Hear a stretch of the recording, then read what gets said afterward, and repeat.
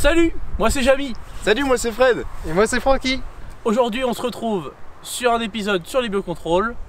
On a été chez Antoine Chédru, un agriculteur sur la pointe du Havre à Goderville, et on a eu l'aide d'un technicien de la chambre d'agriculture, monsieur Davas. Aujourd'hui on embarque chez Antoine Chédru, suivez-nous.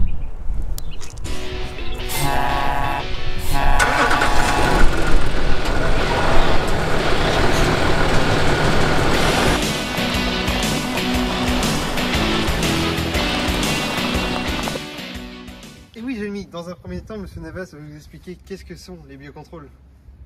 Donc un biocontrôle, c'est un produit naturel qui vient pour renforcer les plantes, aussi bien en lutte curative que préventive par rapport aux insectes ou aux champignons phytopathogènes. On retrouve là des micro-organismes, des substances naturelles, des médiateurs chimiques ou des macro-organismes.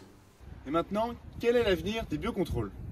Les biocontrôles sont là comme une alternative réelle à l'usage des produits phytosanitaires pour remplacer ces produits et apporter une réponse technique aux agriculteurs lorsque un produit est retiré de par la réglementation ou vient en complément d'une méthode préventive pour la lutte contre les ravageurs des cultures. Et maintenant, une dernière question pour vous monsieur Navas. Les biocontrôles peuvent-ils remplacer les produits phyto? Les produits de biocontrôle, oui, peuvent être une alternative à remplacer les phytosanitaires comme une alternative crédible, mais pas forcément seul. Remplacer un phyto par un biocontrôle, c'est trop compliqué, trop difficile, on n'est pas sur une recette de cuisine, et l'objectif c'est plutôt de combiner ça dans une approche système.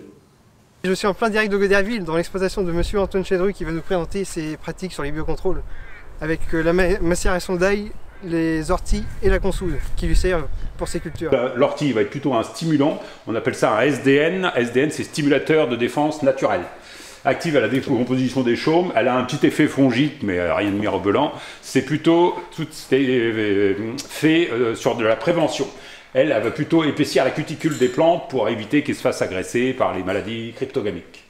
Ensuite, l'aprèle, c'est plus compliqué à en trouver, donc moi je ne travaille pas. Par contre, je travaille la consoude. La consoude, c'est riche en bore, ça améliore la floraison.